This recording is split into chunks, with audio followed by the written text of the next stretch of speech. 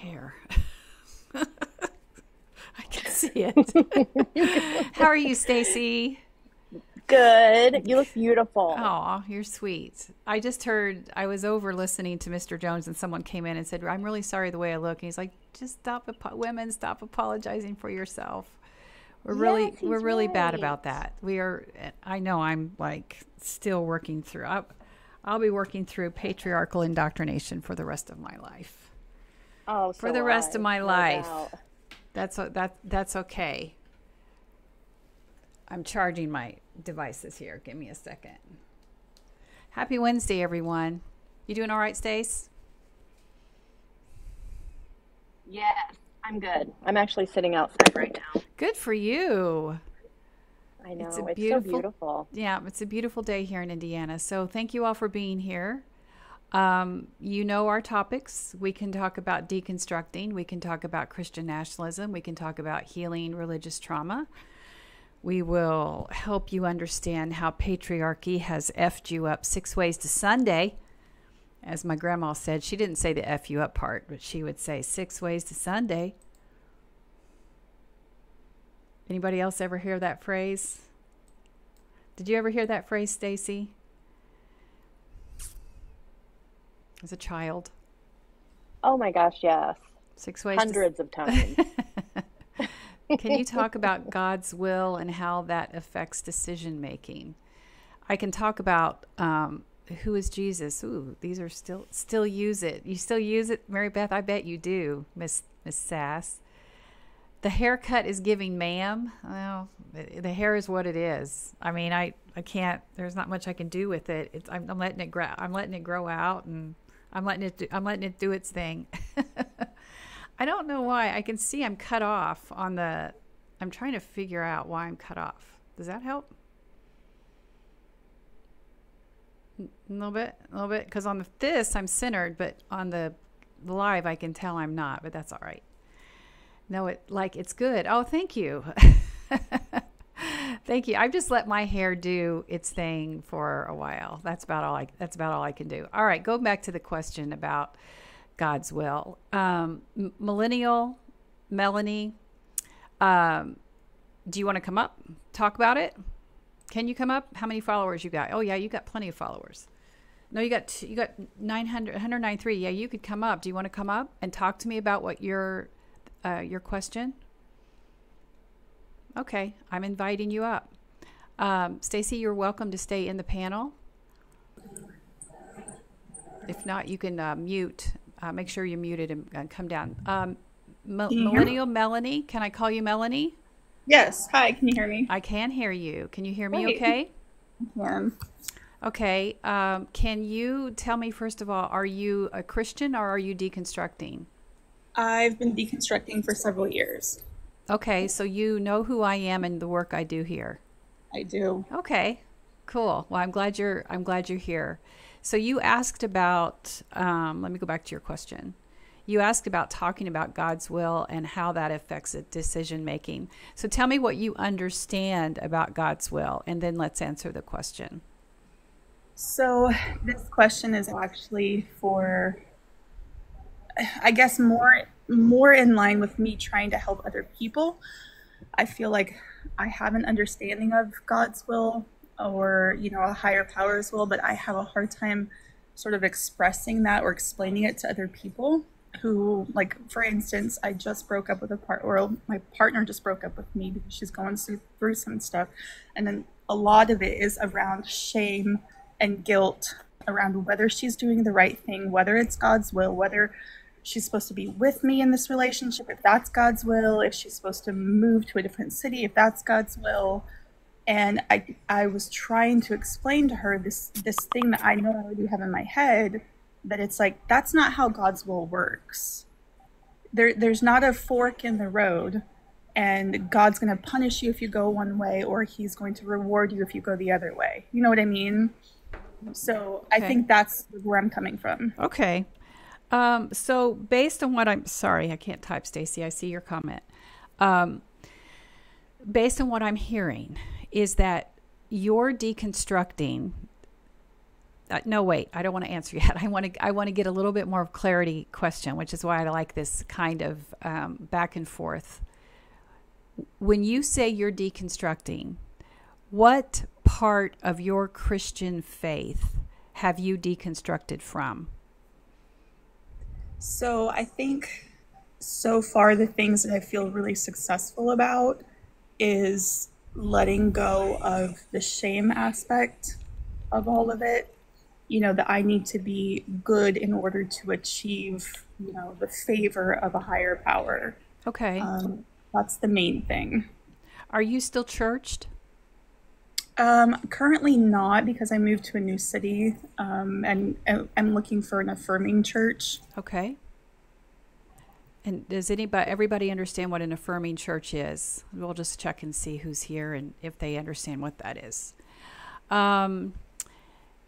So you would like to be in an affirming Christian church. So you're definitely going to look for something that's more liberal. And I heard you say that your partner, which sounds like it was a same-sex partner. It was. Okay, so definitely one that's affirming for you. But what I'm hearing based on the language, I didn't hear you use masculinized language around God. Mm-hmm. And then I did hear you say higher power.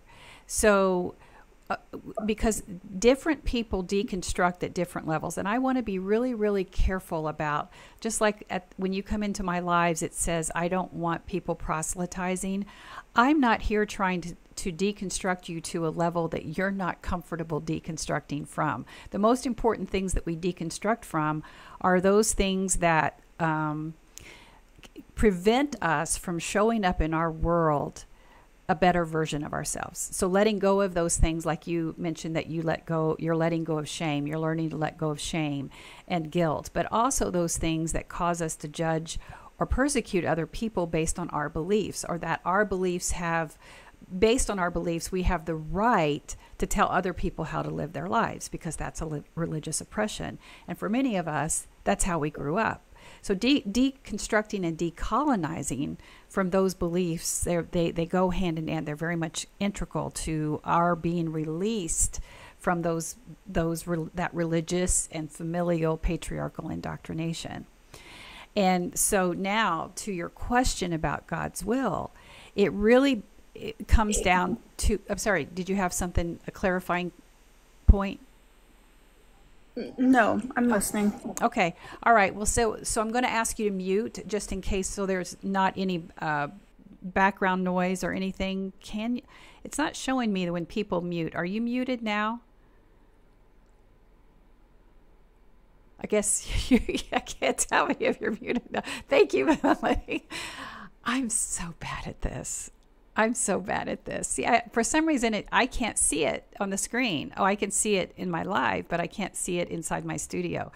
I'm not sure I'm digging this studio. I'm not sure I'm going to keep using it. It's way above my boomer technology capacity. So God's will would indicate this.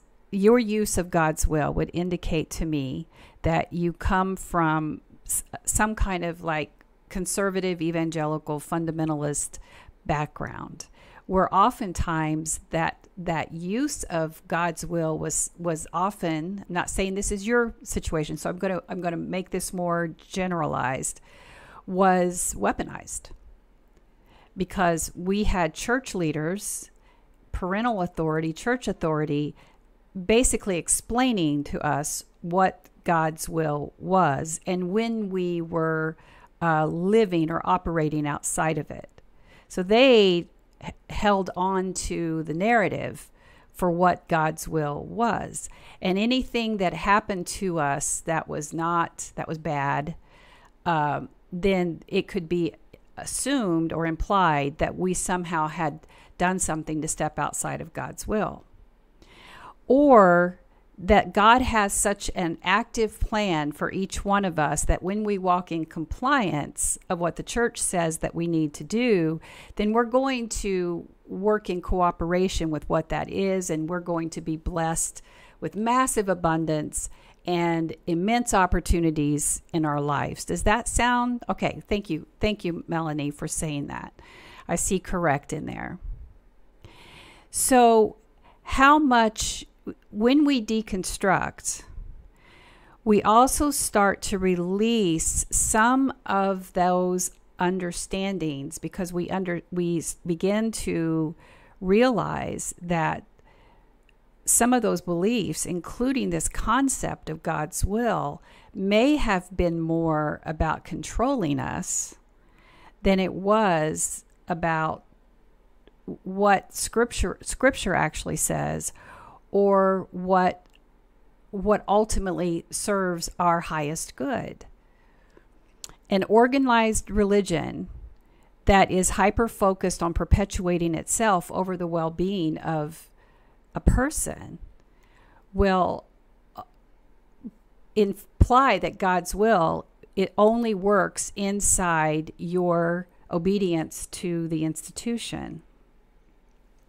So once again, I'm being very careful here, because if you feel this active agent, that this active anthropomorphized patriarchal God or masculinized God still serves you in some way, then perhaps what you're really looking for is to get to release some of this God's will, to understand that our human lived experience can still be just as enriching and fulfilling without trying to figure out what this, quote, God's will is for our lives, that perhaps it doesn't exist in the context of what we were taught.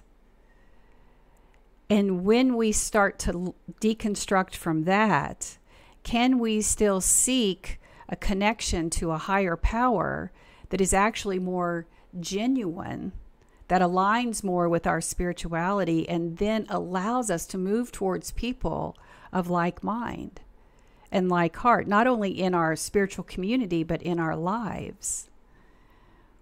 So especially if you're struggling with a decision you made in your life, and somehow you're starting to, this guilt is starting to come back in your life because you're thinking, well, I'm feeling guilt and shame, so it must be God putting some kind of burden in my heart because I'm not aligned with this supreme entity being.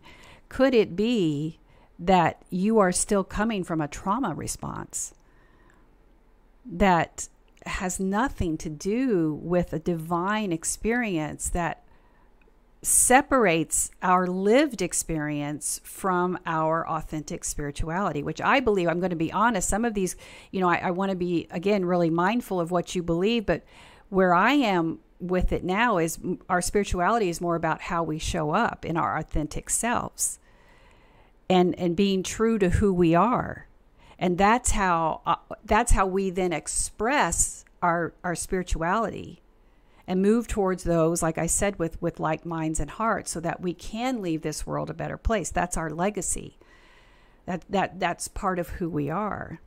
So is God's will something that feels like that maybe you could spend time deconstructing from, so that you can then move farther away from this guilt and shame that's still ignited by some of those trauma responses? Does that feel, Lavender, I see your question. You can unmute, Melanie. Does this feel anything like helpful, or did I just take you someplace that you did not want to go? No, you were right on, Reverend. I think the premise of my question is, like, I've done that work in myself, and I've done it for over a decade now. And I'm looking now to go outward outside of myself. And when others, like my ex-partner, need help with that question, how do I put that into words in a way that they can understand it? Okay, so I went round and around, and I don't know. So you're wanting to try to help your ex-partner with some of the guilt that, I don't know their pronouns are. Is she. It she? Okay.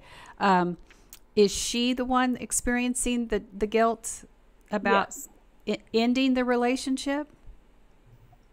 Right. Surrounding like whether it was God's will for us to be together, whether it was God's will, Thank like you, John. literally every decision in her life, like she's paralyzed by like not knowing whether it's her own intuition or whether it's God's will. And I've tried to put that into words for her that that's not how it works, but Oh, well, yeah. So that definitely sounds like a trauma response.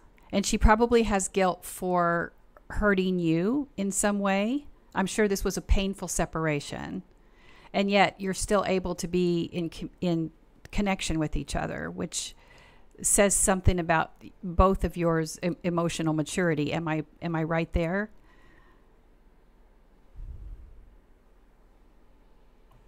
yes, you're spot on. Okay, you can stay unmuted for a minute because I'm going to ask some more questions.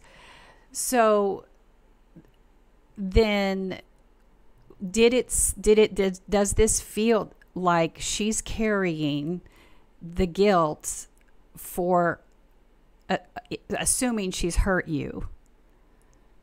Yes, she's 100%. It's been a week and she is just like crying every day. Oh my. She's distraught. She's confused. She's talking to therapists and doctors and, different mentors and just she's very analytical. So she's trying to think through all of this.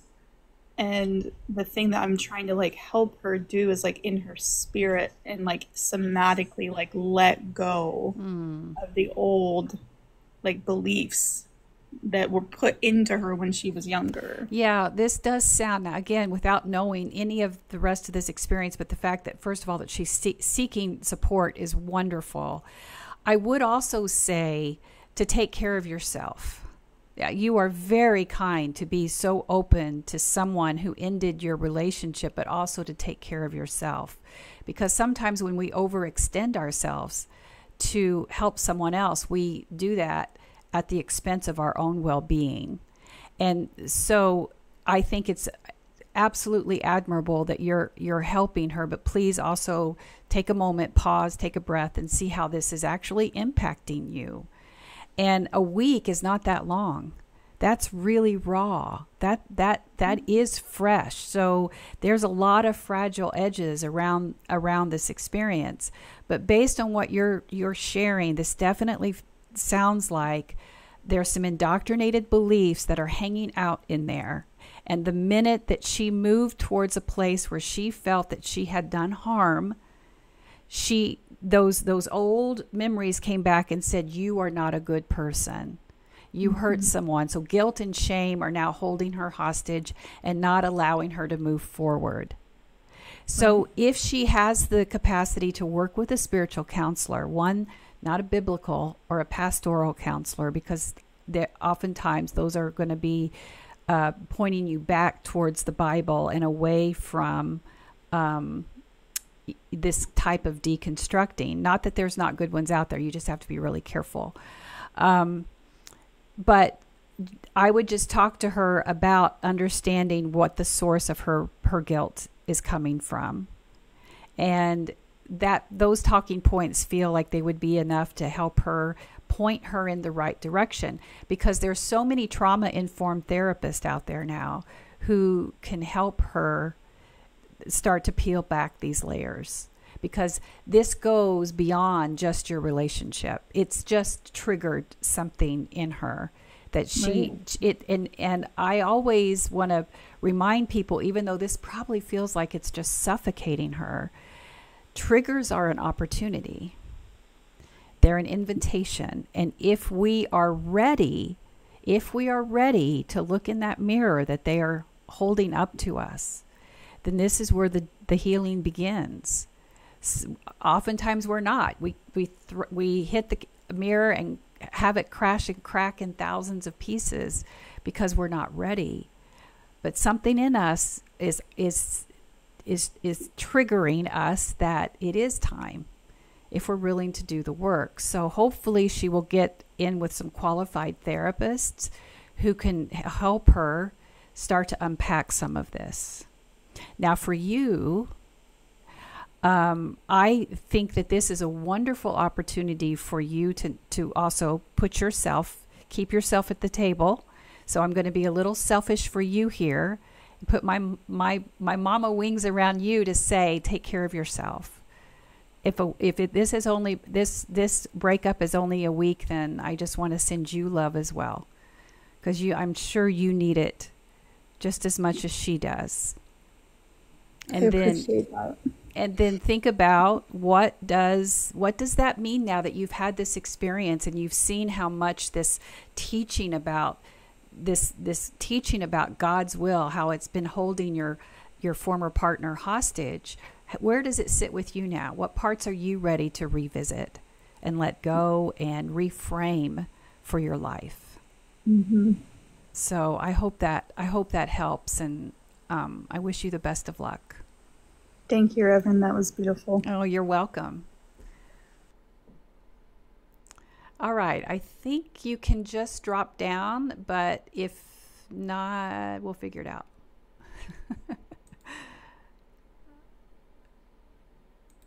I think I did it. Hey, I figured out something in the live studio. Yes, Cody. Hi there, dear. They are. There was another question that I wanted to go back and thank you, John, for that. Can you speak on showing up authentically when triggered emotionally? Lavender Hayes asked that. Lavender, would you like to come up to discuss it, or would you just like me to answer it from a generalized standpoint? Are you still here? Thank you, Brenda. We never know where this is going to go, whether we're going to be talking about Christian nationalism, or are we going to be talking about things of the soul, things of the heart. Hi, Sue Ellen. I'm glad you're here. I am working, but a generalized answer would be amazing. All right, let me go back to your question.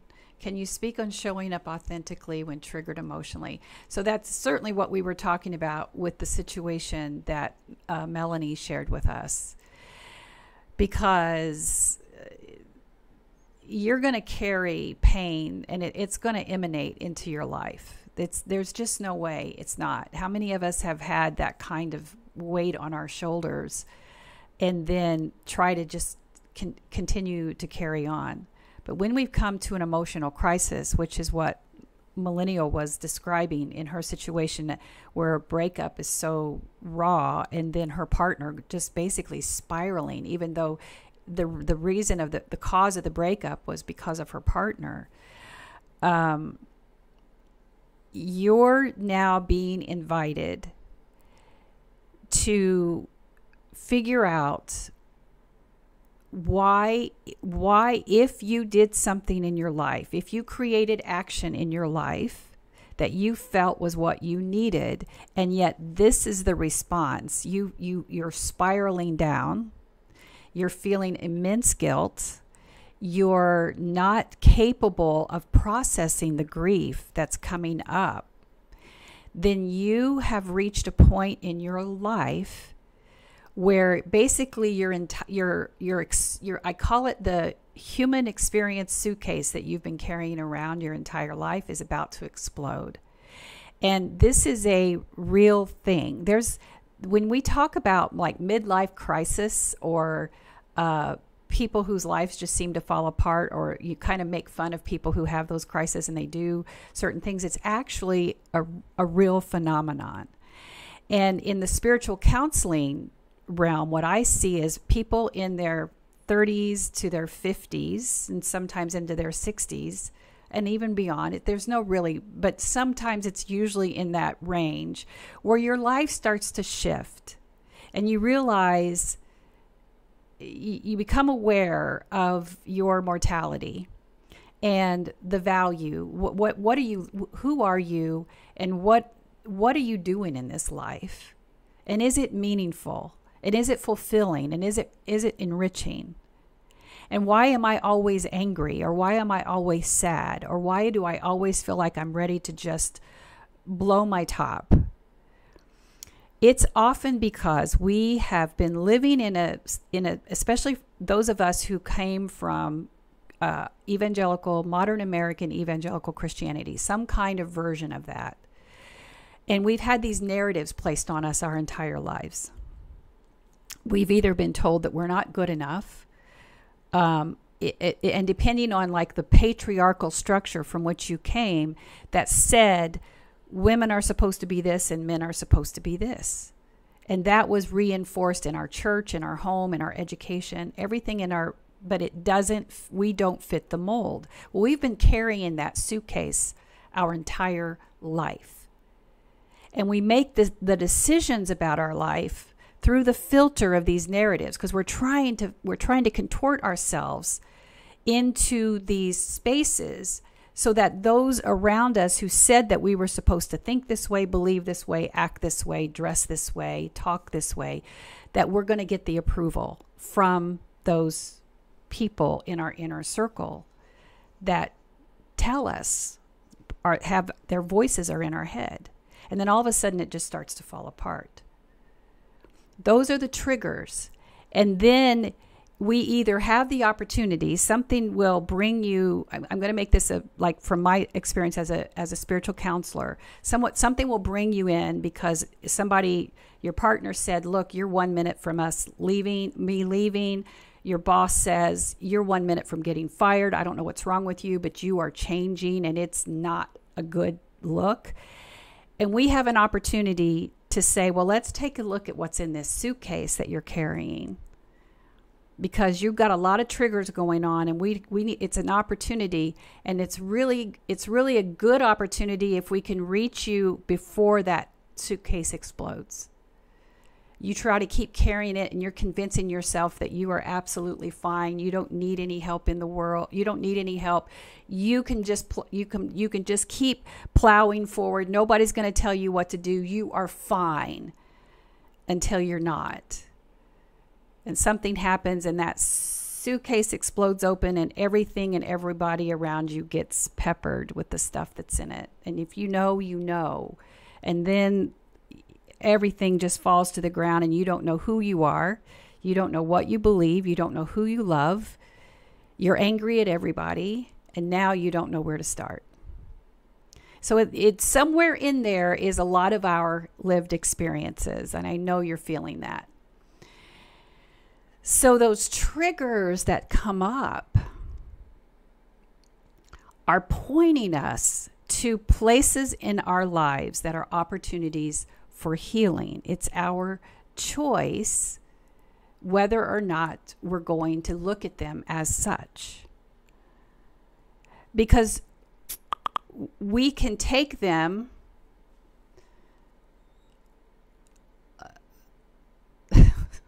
Mountain, we're not talking DEI today, sweetie. Did you get lost? Yeah, go ahead and mute him for now. Just mute him.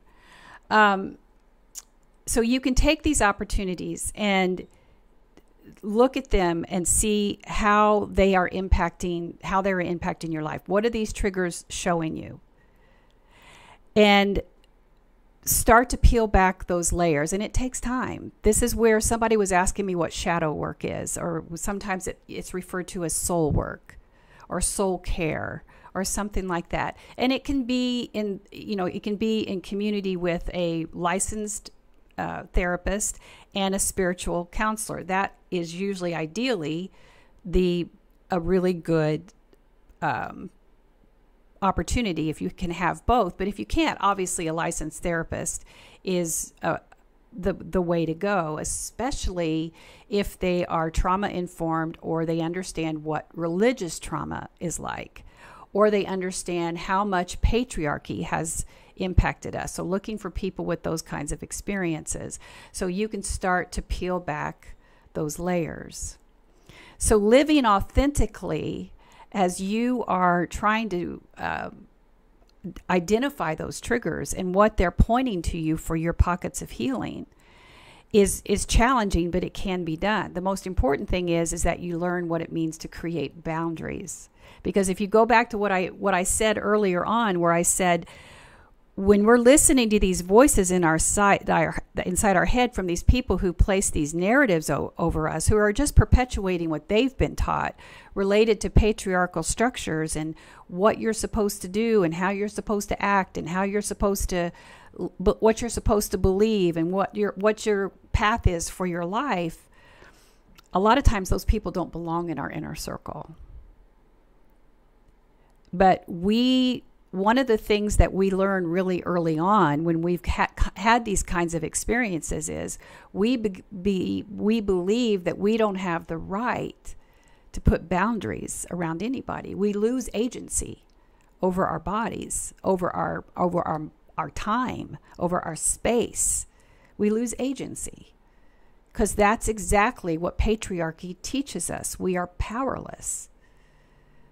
So when you start to learn that you have that power and you learn what living authentically feels like, and you're allowed when a therapist or a spiritual counselor helps you open some of those doors to say, what would your life look like? What would your life look like if you go back to your 6-year-old self, what you wanted to be? Or your 10-year-old self, your 12, what did you dream about? And you start to let the inner child come back. And you start to let your voice be the loudest one in the room over those who said, you can't do that. You're not good enough. Women don't do that. Men can't do that. And on and on and on. Then your authentic self starts to rise up. And like I said, it takes time. So this is a real generalized overview of what spiritual care does, the opportunity to work with a qualified spiritual counselor, and what shadow work starts to look like. Because if you think about some of your triggers, they often will talk about how when we are triggered by something or someone, it's oftentimes something in ourselves that's needing to be worked on. That's absolutely true.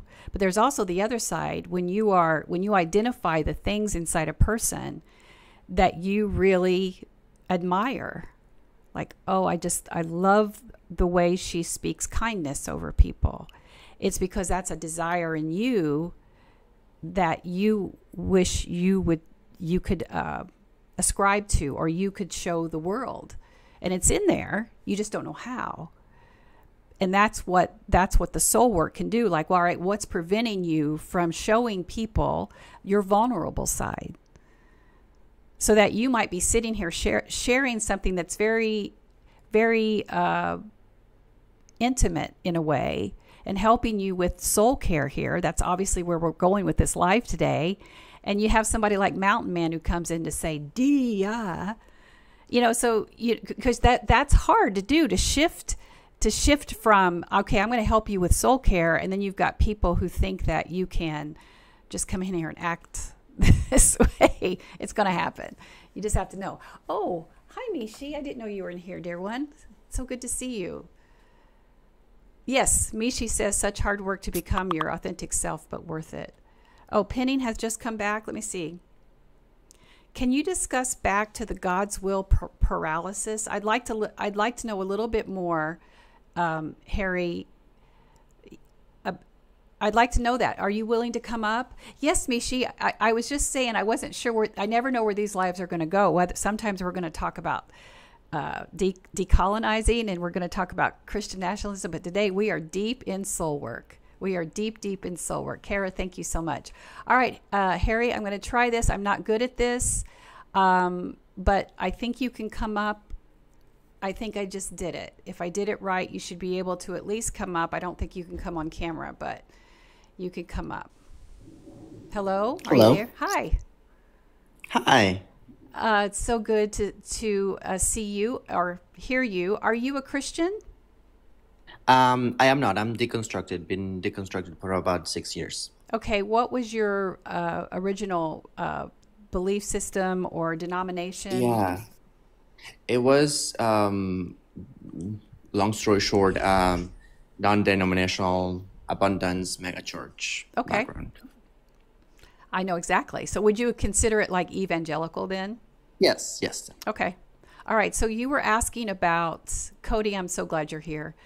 You were asking about God's will paralysis. So tell me what you mean by that. Yes, so when Melanie was sharing her story, and I really thank her for sharing,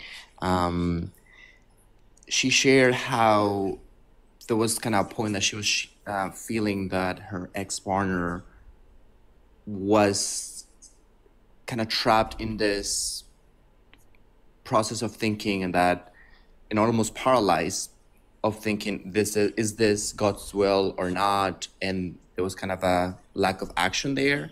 So I have a similar but different struggle with my family. I can share more.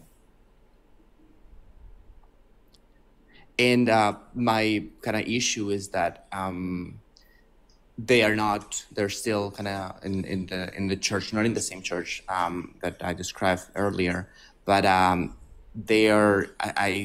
see their issue as they do not act at all. They don't get out of situations that are toxic to them. They don't do the soul work because they say, oh, well, we'll have to wait. We'll have to see, God's willing. And it's more of a passive way of, and it's almost like a negative way of kind of weaponizing, or almost an excuse, or using as a way of not holding themselves accountable, just to putting that concept of God's will. So that's kind of what I feel. Okay. So you don't feel it anymore. Or do you No, still, no. Are you still impacted by it? No, I don't. Okay. So you're seeing inside your family, who is still attached to this mega evangelical church, that they have this paralysis on really not moving forward with life improvements, making decisions, or anything like that, because they're not sure what to do when it comes to, they're not getting answers from God. Yes. Okay. Well, how is your relationship with your family now that you've deconstructed? So first, they're not in kind of the mega church setting anymore. They still go to church where they live. But I mean, we live, they live in Massachusetts. I'm in the South. So we don't see each other often. We just basically have a kind of virtual relationship. We talk on the phone, we text. And, we don't, I think it's definitely damaged because of their personal struggles. Our conversations centered on a lot of issues. This thing happened, and I've tried for the longest time to provide advice when they ask for it, even if they don't ask. Although I've been getting better in the, kind of managing my energy when I kind of provide advice. But it's been years of kind of the same limbo kind of relationship where things do not seem to get better, or if they do, it's for a little while, and then it's kind of the same. It's always to the same logic or the same argument of like, well, we'll see, we'll have to see. And it's really impacted, and that's how it impacts me, because it impacts their physical health. So of course I'm very concerned in about what's going to happen if they don't take care of themselves, but it's rooted in that soul work that they're not doing.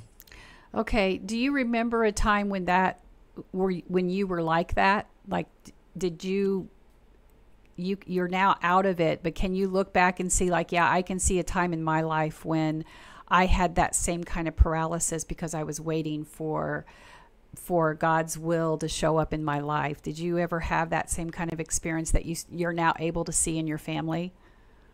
Yes, in the process of accepting myself and my sexuality, I think that was exactly the same feeling. Okay. And was that you coming to face with your authenticity and your sexuality? Is that what prompted you to deconstruct? Yes, I think so. Yes. Okay. All right. Well, certainly helps. If you want, I'm going to have you mute right now, but if you, you can interject anytime, but I'm just going to have you mute just in case we don't have any background noise. But thank you for that perspective, because oftentimes it's so easy. Once we've started to deconstruct, it's so easy to look back and look at the people that are still there, our loved ones that are still part of that system. And first of all, wonder how in the world we stayed as long as we did. Because it's so obvious. I didn't start deconstructing until I was late 40s, almost 50. I was really late to the game, because I always blame it on my 60s birth. It was so hard in patriarchy. But hey, I'm here. Better late than never. But this whole God's will thing, so for those of you who weren't here earlier, we were talking about God's will and the need to deconstruct from that, because oftentimes when you're inside this evangelical church experience, God's will was prescribed to you or defined to you, dictated to you, mandated to you by church authority. And your understanding and the way I also define God's will paralysis is that if for some reason you get so used to the church telling you, your indoctrination is so deeply into that, the church telling you what to do, that if you don't hear from God or get clear answers, it just paralyzes your entire life. You can't make a decision on anything. And that's where I was talking about earlier also about losing agency. That's a perfect example. So people can become so indoctrinated that they will refuse to make life-threatening decisions that are related to their health, that are related to their career, that are related to their family, that are related to their relationships. Nothing, because they're incapable of doing so. They have been so indoctrinated to believe that and been spoon-fed from the pulpit to believe that unless they get a direct answer from God, they are to stand still. And they're not supposed to do anything. This is actually a type of spiritual bypassing. And spiritual bypassing is very relevant inside a lot of these types of American evangelical, because I call it American evangelical because it's mostly an American evangelical experience that's led to Christian nationalism, and that's a talk for another day.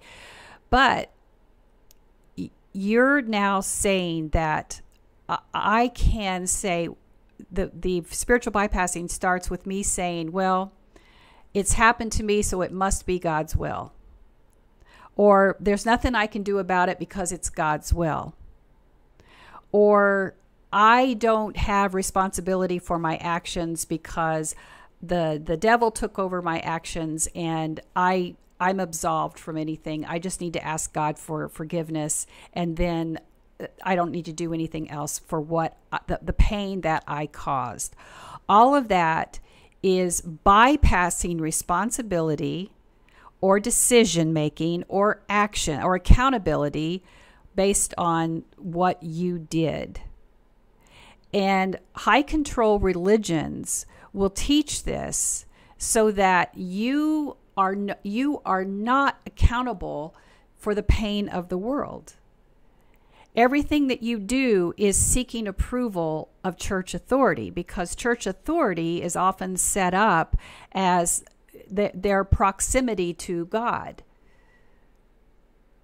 You know, that became very much part of the control, this religious patriarchal control factor, when they realized that teaching salvation to the point where all you need to do is be baptized and you're saved, then wait a minute, then you got a bunch of people who don't want to come to church. Well, then we've got to make sure that they understand that their accountability to church authority, it also dictates whether or not they're quote good Christians. So spiritual bypassing then is another place where it says, well, my pastor says that I'm right with God. God has forgiven me. Meanwhile, you've got ashes laying all around from the things that you said, the irresponsible actions that you created, whatever it is outside in your life. And you've been absolved from it because God has forgiven you. It's all part of the same thing. So if you're not able to make decisions on your life, and meanwhile your health is falling apart, your relationships are falling apart, your career's falling apart, you can't even make a decision about selling your house, well, it's not our fault. God's just not answering. We're going to wait on God. That is an element of bypassing that leads to in just non-functioning adults. Non-functioning adults. And when you are inside that type of high control religion, which is what very much, people get mad when you call it a cult, but it's very much cult-like behavior, because you're not going to listen to anybody outside in the world who might be advising you, because you're still listening for that call that tells you what you're supposed to do. Or even to the point where you will only make a decision if the pastor tells you what to do. I knew people in one of my churches who would seek approval on who they were going to date from the pastor. They were setting up matchmaking inside the church. Yeah, it can get pretty creepy. Does that help? Absolutely. I think you definitely got it and kind of put a name to it, to the bypass of, and I think that's something I've been thinking, but it's definitely that. It's the bypassing of all aspects of their lives. Yeah.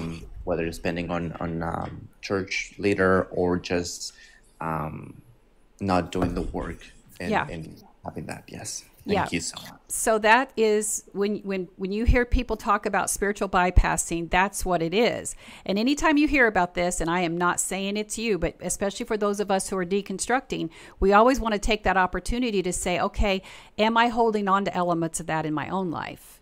And so just always take that opportunity when you learn something and it really comes home for you to say, all right, I want to make sure that I have deconstructed from all elements of spiritual bypassing, and I am taking accountability for my actions, for my behavior, for the decisions I'm making and how I'm impacting the world, and I'm committing to creating a better version of myself and leaving this world a better place than I found it. Is that good? Thank you. Thank you. Yes, that's beautiful. You're welcome. Thank you. All right. What's our next question? We got time for one more question. Have you pinned anything? My beautiful mod goddesses, thank you so much for all of this. Melanie, so glad you were here. I love the conversation. I love where it went today. I think we all needed this. We've been heavy into politics, and yes, I've been doing my research. Yes, Mary Beth, it amazes me how Christians love everyone but are so quick to judge. Absolutely.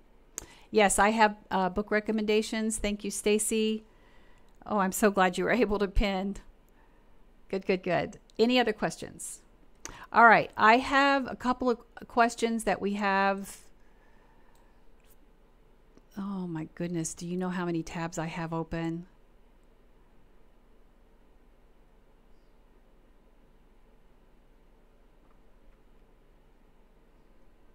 I have the Q one somewhere, y'all. Here it is. Got it.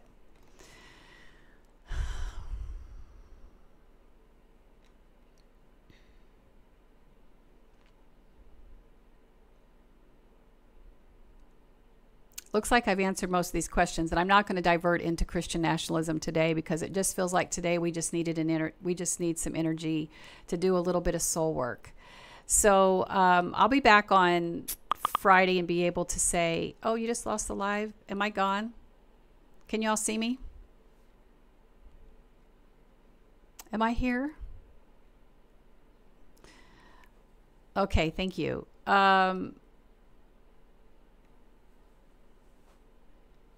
Shakto, I work with fundamentalists, and right, it is difficult. Yes, very much so. So fundamentalists will basically see the Bible through a literal lens. Everything that's there is as it was written, which is interesting, isn't it? Because there's no one complete manuscript of the Bible. It didn't just pop down out of the sky as it is. You also have evangelicals, and sometimes evangelicals are going to be more outward facing, getting you to try to come to church, things like that. Melanie wants this will be my last question. Melanie, can you touch on where we find a spiritual community practice without going to church? You know, that's a really interesting question, and I've answered this in some capacity, but I'm going to be honest with you. I think there's many people who are struggling with this. If you talk to people, thank you for the heart. If you talk to people who have deconstructed to the point that they are unchurched, as I am, and I'm non-conforming. So I'm very quick to point that out, because I no longer ascribe to any of the Christian doctrine, and I refuse to talk about what I believe, because I am not going to be accountable to my faith, to any type of Christian denomination or theology, because I think it's all been so politicized and controlled by religious patriarchy that spirituality should be more internalized, and then we find our spiritual community. But when you become unchurched and you deconstruct to the place where you need to go into that wilderness, if you will, to clear your mind, not listen to any more dogma, not be impacted by it, then you find out that you're alone. And one of the things that church does well oftentimes is it provides that safety net and that community. And I know many people who started deconstructing and found it too lonely, and said, you know what, I'm just going back in. I'm going to fake it in the pews, because I cannot do this. I can't be without my community. That's all I've ever known. And it's worth it to them to lose this place of the authenticity, to go back and compromise the work that they've done in deconstructing and just fake believing in order to belong. And I think because we have that in us, that inherent nature that we want to be with people, that you find out here in deconstructing that there's not many options. Now, I do think that in the virtual realm, there's things happening.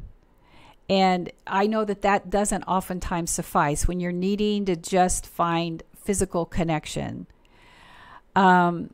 Oftentimes people do find that in like a Unitarian church or a Unity church or something like that. But if there's any hope for what's happening inside spirituality, I believe that what we're starting to see at this time, as we recognize that there's many of us who are unchurched, because even as popular as the mega churches right now, the data is indisputable. People are leaving church. People are unchurching. They are disengaging and saying, I don't want to be a part of this anymore. And traditional ways of connecting inside that type of spiritual community is just not serving people. And I don't think that traditional church is reacting fast enough to how people now want to be in community. So people are choosing to move away from that as their needs change, as their lifestyles change. Let's face it, most of the work days go into the week, and family time becomes a priority, as it should. So what does that look like? I believe that you're going to start to see more communities rise up that are going to be more secular based, more mutual aid focused, with a spiritual element. So not driven by a denominational belief, but some kind of spiritual element. The moment you let evangelicals in there, I'm telling you right now, it's just going to be a place where more Christian nationalists are going to be birthed. We ain't going to do that anymore. We're not going to be marketed into believing that just because you put a pastor in jeans and you put a smoke machine on stage, that these are modern Christians. They are not. Sorry, had to get on that soapbox for a minute, because this is going to have to be a protected community. But I believe that people, and I'm going to say this and it's going to rile somebody, but the day of the church just being open on Sunday mornings and that big, vast, empty building being closed primarily the rest of the week does not make sense anymore to people. It just doesn't make sense when there's so much need. And there's enough to go around for everybody. Things will change. And the church will need to adapt to what that's going to look like for what people see, that they see the future of community and connection and civic engagement and all of that comes into play. And it is part of deconstructing. It's part of decolonizing. It's part of understanding that our systems are only protecting a certain demographic. It's all connected. And when you start to understand that, then you see why they all have to kind of just be resettled. And we're in the middle of that. We are in the middle of this changing. We're in the middle of this not only deconstructing you internally, but nationally. And so I think there is a moment where we have to understand that we might feel a little lonely individually as this starts to emerge. Now, that doesn't mean that you won't find a spiritual community, and it doesn't mean that you won't find an affirming church, but is it going to feel like home? Is it going to feel like what we found in when we were little kids running around the church and we just thought everybody was family? And then you turn around to find out, no, you were in church with a bunch of racists. You were in church with a bunch of bigots. And it's like, oh, I had no idea that Aunt Martha believed that way. I had no idea that those things would come out of her mouth when she found out our denomination was going to affirm the LGBTQ or ordain the LGBTQIA plus community, allow them to be, and listen to what's coming out of her mouth. That's some of the most homophobic thing I ever saw. And she just baked my birthday cake and put God loves you on it.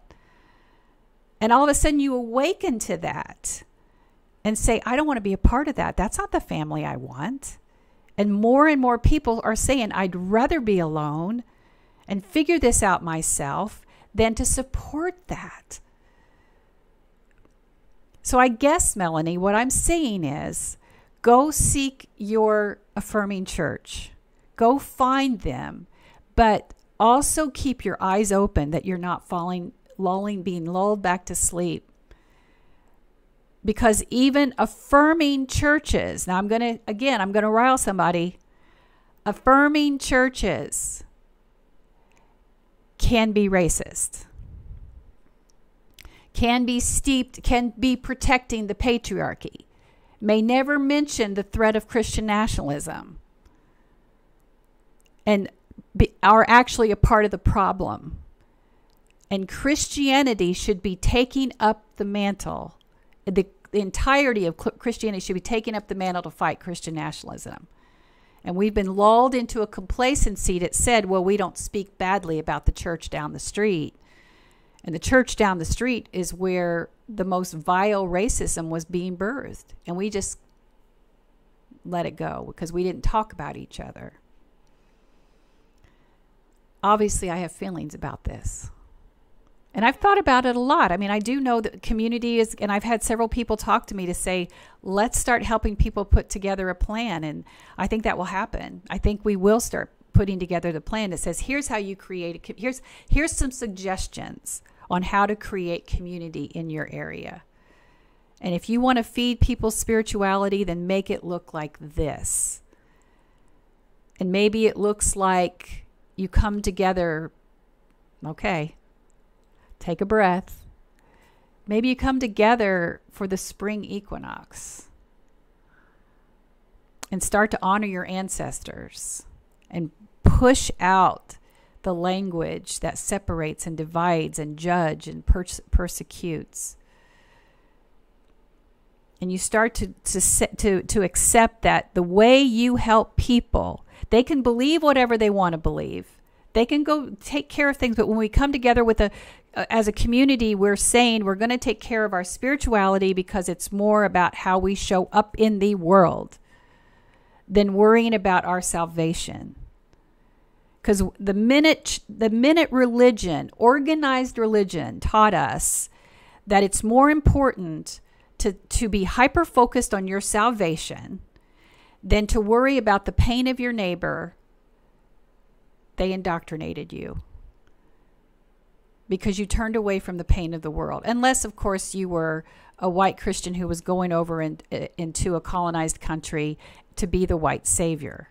And then you got to get the picture in the newsletter and get hundreds of dollars donated to you for going over to a country and just perpetuating the colonization. Obviously, I've got feelings about that as well. Melanie, there's your answer. There's your answer.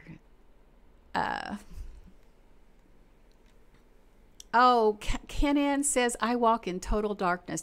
Jesus will say to you, depart from me, I never knew you. And somehow I'm just going to sleep tonight.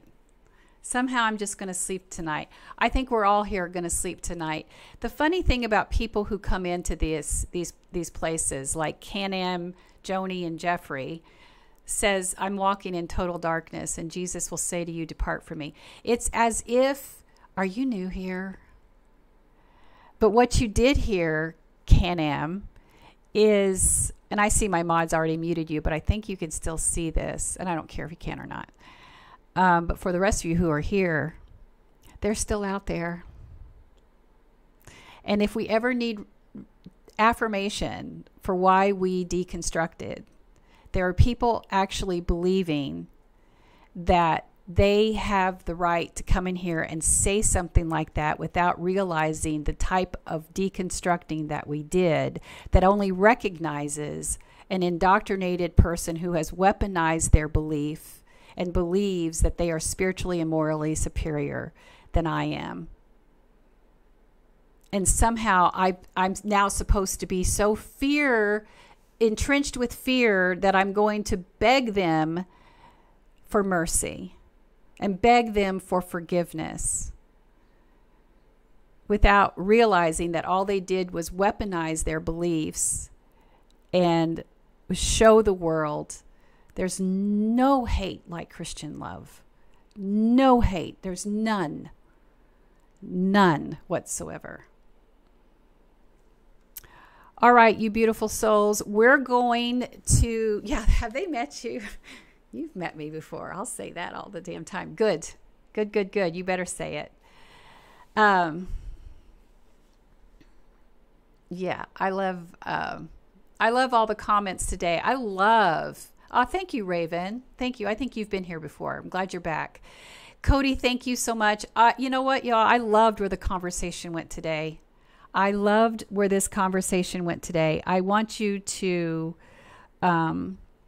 know we'll be back on Friday around noon Eastern time. We'll see where the conversation takes us. I was in a box once to say hi. Good.